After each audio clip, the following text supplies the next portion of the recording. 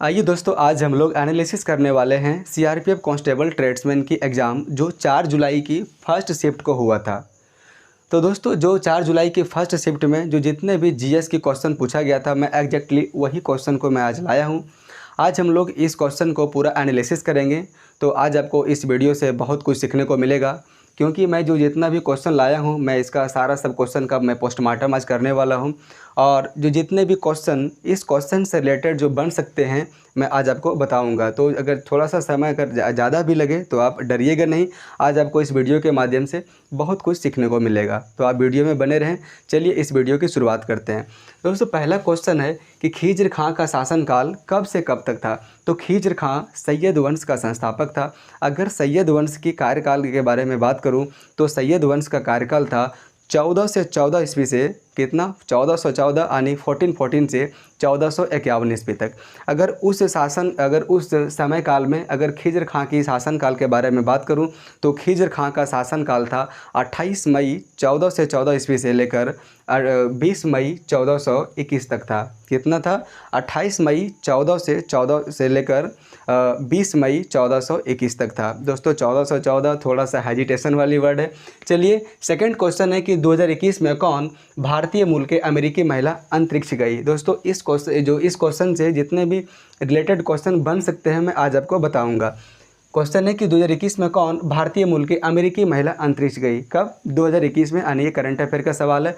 तो दोस्तों, 11 जुलाई 2021 को एक एस्ट्रोनॉटिकल इंजीनियर शिरीषा बांदला, कौन? एस्ट्रोनॉटिकल इंजीनियर शिरीषा बांदला अंतरिक्ष में जाने वाली तीसरी भारतीय मूल की अमेरिकी महिला बन गई है।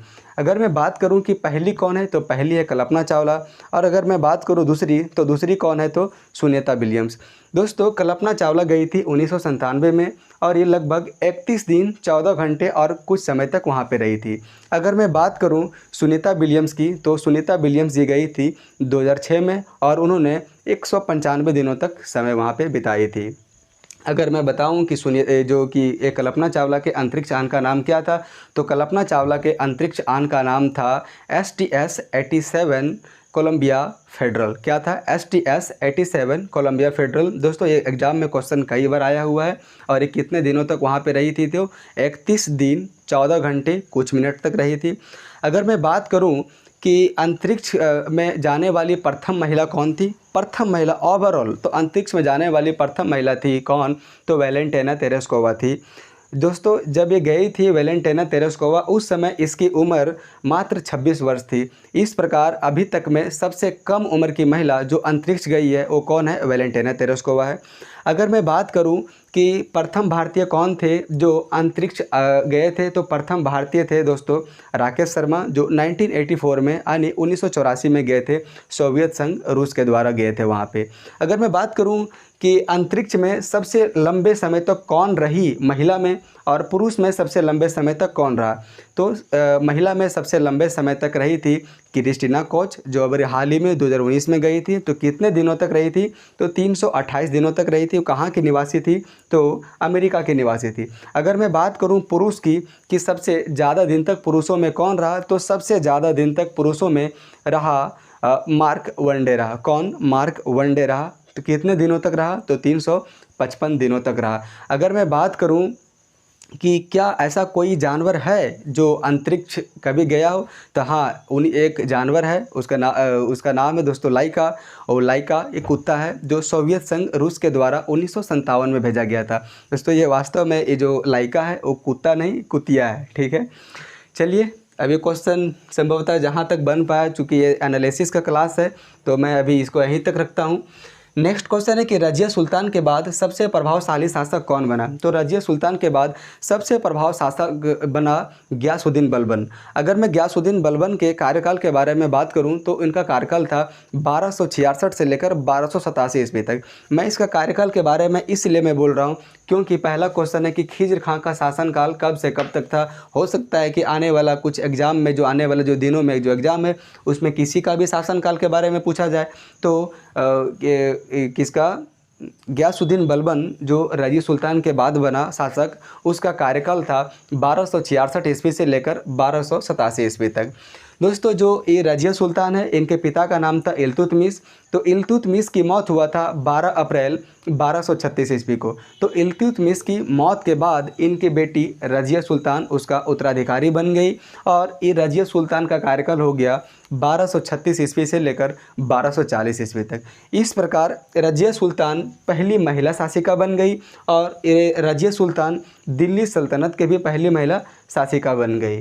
ठीक है, चलिए अब हम लोग नेक्स्ट क्वेश्चन की तरह बात करते हैं। नेक्स्ट क्वेश्चन है कि इंसुलिन हार्मोन, जो इंसुलिन है वो कहाँ से स्रावित होता है। तो इंसुलिन अग्नाशय के बीटा सेल से, अग्नाशय के बीटा सेल से स्रावित होती है। इंसुलिन का कार्य होता है कि जो शरीर में अतिरिक्त ग्लूकोज बनता है उसे ग्लाइकोजन के रूप में कन्वर्ट कर देना। ठीक है, अगर ये इंसुलिन की कमी हो जाए हमारे शरीर में तो हमें मधुमेह रोग हो जाता है। इसलिए इस इंसुलिन को मधुसूदन के नाम से भी जाना जाता है। कई बार एग्जाम में क्वेश्चन आया हुआ है, आप इसे ठीक से सुने और ध्यान से सुने। ठीक है, इंसुलिन को और क्या नाम से जाना जाता है, तो मधुसूदन के नाम से जाना जाता है। इंसुलिन का काम क्या है, तो अतिरिक्त ग्लूकोज को ग्लाइकोजन के रूप में कन्वर्ट कर देना। और ये किससे निकलती है, तो अग्नाशय के बीटा सेल से निकलती है। चलिए नेक्स्ट क्वेश्चन के हम लोग और आगे बढ़ते हैं। नेक्स्ट क्वेश्चन है कि नागरिकता का उल्लेख किस अनुच्छेद में किया गया है। तो नागरिकता का उल्लेख भारतीय संविधान के आर्टिकल 5 से लेकर 11 तक में किया गया है। अगर मैं इसका भाग के बारे में बात करूं तो इसका भाग है 2। दोस्तों अभी मैं इसमें जो अनुच्छेद 5 में क्या है, अनुच्छेद 6 में क्या, अनुच्छेद 7 में क्या है, मैं इसे बाद में आपको बताऊंगा। चूँकि ये एनालिसिस की क्लास है, वीडियो काफ़ी लंबी हो जाएगी। तो चलिए नेक्स्ट क्वेश्चन है कि राष्ट्रपति और उपराष्ट्रपति चुनाव अधिनियम कब पारित किया गया था। तो राष्ट्रपति और उपराष्ट्रपति चुनाव अधिनियम पारित किया गया था 1952 में। ठीक है, नेक्स्ट क्वेश्चन है कि लुईस पास्चर ने पास्चुराइजेशन का सिद्धांत कब दिया था। मैं आपको सबसे पहले बताता हूं कि पास्चुराइजेशन क्या है। दोस्तों जो ये पास्चुराइजेशन है एक इंग्लिश वर्ड है, इसे हिंदी में पाश्चुरीकरण भी कहा जाता है। पास्चुराइजेशन का मतलब होता है अगर किसी तरल पदार्थ को गर्म कर दिया जाए और उसको मतलब जो किसी भी तरल पदार्थ को जो उसमें जो जीवाणु होते हैं, चाहे तो जो जितने भी उसमें जो सूक्ष्म जीव होते हैं उसे नष्ट करने के लिए उसे गर्म कर दिया जाता है, उसी को पास्चुराइजेशन कहा जाता है। ठीक है, तो लुईस पास्चर ने 20 अप्रैल 1862 को पास्चुराइजेशन का सिद्धांत दिया और उसमें से वो 3 तरीके बताए। 2 तरीके थे गर्म वाले से।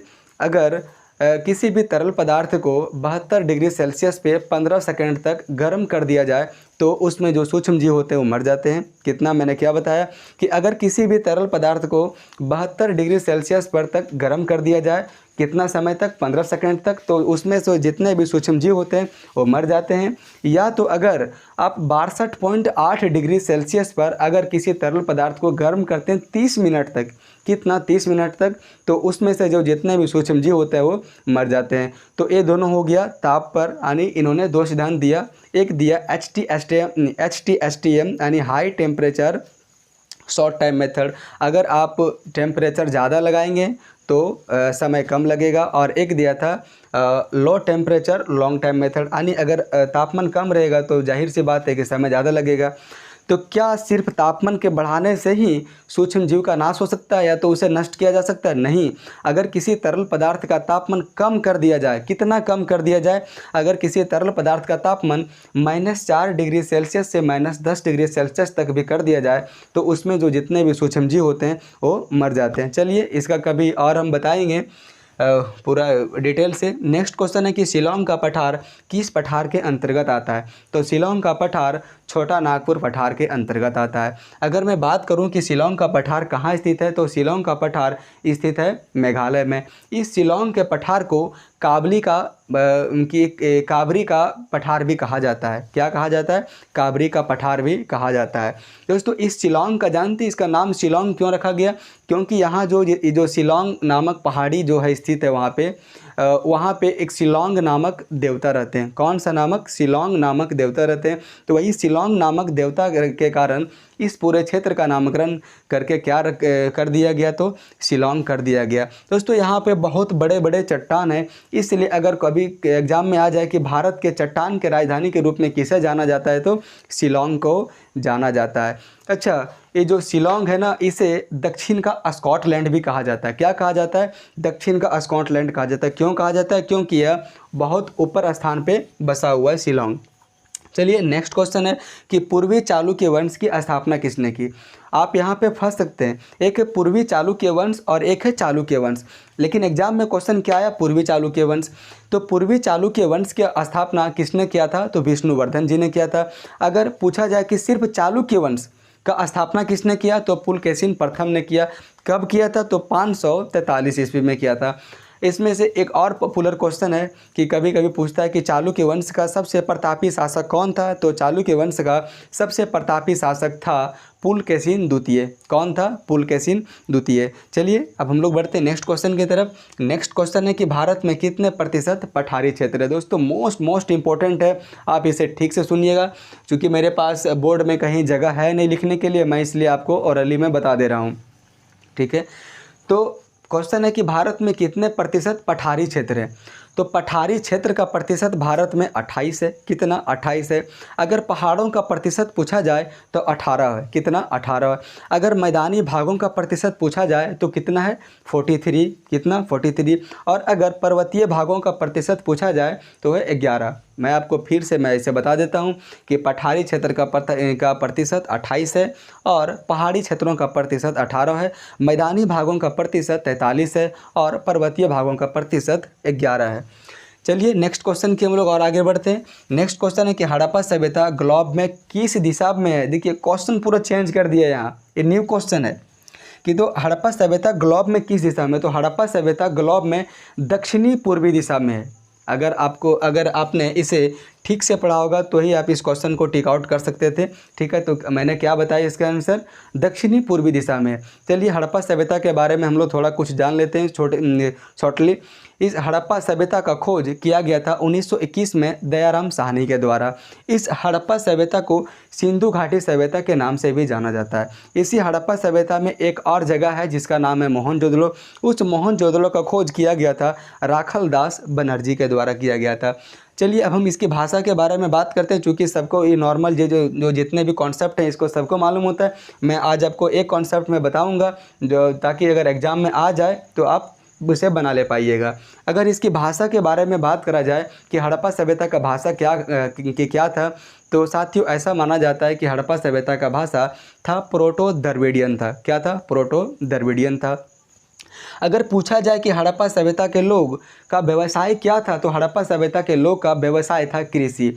अगर पूछा जाए कि हड़प्पा सभ्यता के लोग कौन से जानवर का पूजा करते थे, तो सांड नामक सांड का पूजा करते थे। कौन, कुब्बड़ वाले सांड का पूजा करते थे। अगर पूछा जाए कि कौन सा पेड़ का पूजा करते थे हड़प्पा सभ्यता के लोग, तो हड़प्पा सभ्यता के जो लोग हैं उन लोग पीपल वृक्ष का पूजा किया करते थे। अगर इसी में एक और क्वेश्चन आ जाए कि हड़प्पा सभ्यता के लोग कौन सा धर्म को मानते थे, तो दोस्तों ऐसा माना जाता है कि हड़प्पा सभ्यता के लोग हिंदू धर्म, जैन धर्म और बौद्ध धर्म, ये तीनों धर्म के मिश्रण को मानने वाले थे। कौन सा लोग, तो हड़प्पा सभ्यता के लोग। चलिए हम लोग बढ़ते हैं नेक्स्ट क्वेश्चन की तरफ। नेक्स्ट क्वेश्चन है कि आनंद भवन कहाँ स्थित है। मैं आपको बताऊंगा कि इसका इंपॉर्टेंस। आनंद भवन अभी वर्तमान में प्रयागराज में स्थित है, जिसका पुराना नाम क्या था, इलाहाबाद था। कहाँ स्थित है, तो उत्तर प्रदेश में स्थित है। साथियों आनंद भवन का निर्माण 1930 में मोतीलाल नेहरू के द्वारा किया गया था।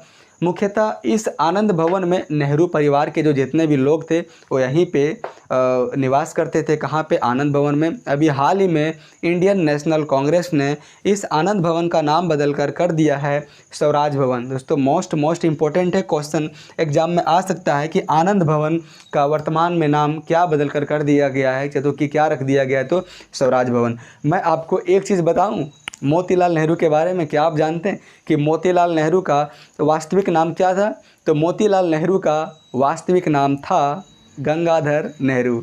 शायद आपने इसे पहली बार सुना होगा। चलिए हम लोग बढ़ते हैं नेक्स्ट क्वेश्चन की तरफ। नेक्स्ट क्वेश्चन है कि राजस्व घाटा क्या है। राजस्व घाटा क्या है, जब सरकार का जितना भी राजस्व का व्यय होता है अगर कुल प्राप्तियां से अगर अधिक हो जाता है तो उसे कहा जाता है राजस्व घाटा। मान के चलिए कि अगर सरकार को राजस्व से मिली 100 रुपया और अगर उसे खर्चा हो गया 120 रुपये, तो वहाँ पे क्या हो गया, घाटा हो गया। ठीक है, चलिए हम लोग बढ़ते हैं नेक्स्ट क्वेश्चन की तरफ। नेक्स्ट क्वेश्चन है कि भारत में सर्वाधिक वर्षा कहाँ होती है, तो भारत में सर्वाधिक वर्षा होती है मेघालय के मासिनराम में। अच्छा, वहीं पे सर्वाधिक वर्षा क्यों होती है? क्योंकि वहाँ पे बंगाल की खाड़ी है और बंगाल की खाड़ी रहने के कारण वहाँ के जो क्षेत्र है, कहाँ का, जो ये मासिनराम है, वहाँ पे सर्वाधिक नमी पाई जाती है, इसलिए वहाँ पे सर्वाधिक वर्षा होती है। लिए नेक्स्ट क्वेश्चन है कि भारतीय राष्ट्रीय कांग्रेस की प्रथम भारतीय महिला अध्यक्ष कौन थी? दोस्तों यहाँ पे आप हाईलाइट कीजिएगा, अब यहाँ पे फंस सकते हैं, भारतीय यहाँ पे लिख दिया गया। अगर सिर्फ होता कि भारतीय राष्ट्रीय कांग्रेस की प्रथम महिला अध्यक्ष तो फिर क्वेश्चन चेंज हो जाता, ठीक है। तो इसका आंसर होगा सरोजनी नायडू। तो भारतीय राष्ट्रीय कांग्रेस की प्रथम भारतीय महिला अध्यक्ष कौन थी? सरोजनी नायडू थी। और अगर वहीं पे पूछ दिया जाए कि भारतीय राष्ट्रीय कांग्रेस की प्रथम महिला अध्यक्ष, वहाँ पे अगर भारतीय ना लगा दिया जाए तो इसका आंसर होगा ब्रिटिश, सॉरी दोस्तों, एनी बेसेंट। एनी बेसेंट का संबंध ब्रिटिश से थी, ठीक है। ये 1917 के कलकत्ता अधिवेशन का अध्यक्षता कौन किया था? तो एनी बेसेंट जी ने किया था, ठीक है। अब हम बात करते हैं थोड़ी सी सरोजिनी नायडू के बारे में कि इसे सरोजिनी नायडू को और क्या क्या कहा जाता है और इसके बारे में क्यों क्या इम्पोर्टेंट है। तो भारत के कोकिला के नाम से भी इसे जाना जाता है, इसे नाइटिंगेल ऑफ इंडिया भी कहा जाता है, ठीक है। जो सरोजिनी नायडू है, ये 1925 ईस्वी के कानपुर अधिवेशन का अध्यक्षता किसने की थी? तो सरोजिनी नायडू ने की थी। और यूपी की व पूरा भारत की प्रथम, अगर किसी राज्यपाल के बारे में पूछा जाए कि यूपी की व भारत की प्रथम महिला राज्यपाल कौन थी, तो सरोजिनी नायडू जी ही थी, ठीक है।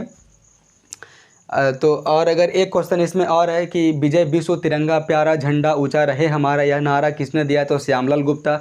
तो श्यामलाल गुप्ता ने ही इन्हीं के अधिवेशन में, यानी कि 1925 के कानपुर अधिवेशन में ही इसका नारा लगाया था, क्या? कि विजय विश्व तिरंगा प्यारा झंडा ऊंचा रहे हमारा। अच्छा, जैसे मैंने आपको पहले बताया कि एनी बेसेंट के बारे में कि 1917 के कलकत्ता अधिवेशन का अध्यक्षता कर रही थी एनी बेसेंट। तो दोस्तों उसी अधिवेशन में कांग्रेस के द्वारा तिरंगा झंडा को अपनाया गया। ये भी मोस्ट इंपॉर्टेंट है, मैं आपको एक दिन पढ़ाऊँगा इंडियन नेशनल कांग्रेस के बारे में, पूरा डिटेल से मैं पढ़ाऊँगा, आपको बहुत मज़ा आ जाएगा।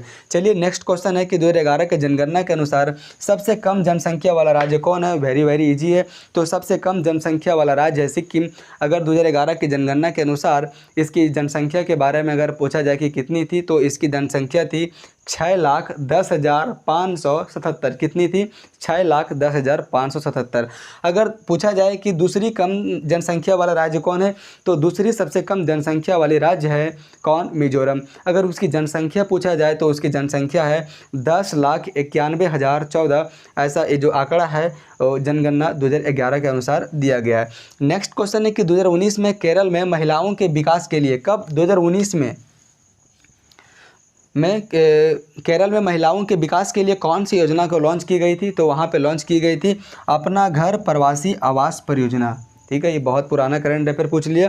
नेक्स्ट क्वेश्चन है कि असम के सबसे ऊंची चोटी नामचा बरवा किसके अंतर्गत आती है? तो असम के सबसे ऊंची चोटी नामचा बरवा आती है हिमालय पर्वत श्रेणी के अंतर्गत आती है। अगर पूछा जाए कि इसकी ऊंचाई कितनी है, तो इस पर्वत जो ये नामचा बरवा की ऊंचाई है 7,782 मीटर। तो चलिए दोस्तों, वीडियो को और हम लोग ज़्यादा लंबा नहीं करते हैं।